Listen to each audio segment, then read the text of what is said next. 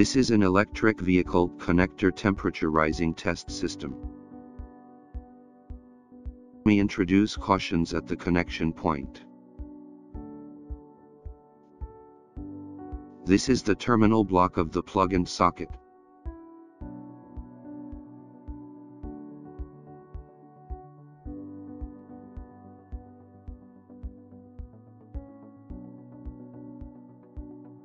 After the charging gun is connected, then connect the short circuit copper bar group 1.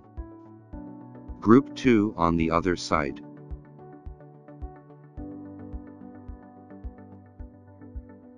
Connect 2 red wires here.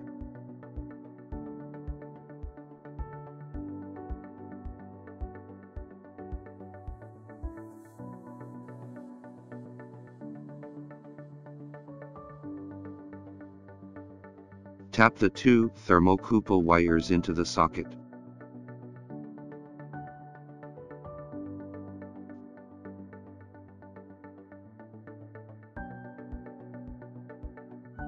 Then, connect one end of this black wire to L3 and the other end to D1.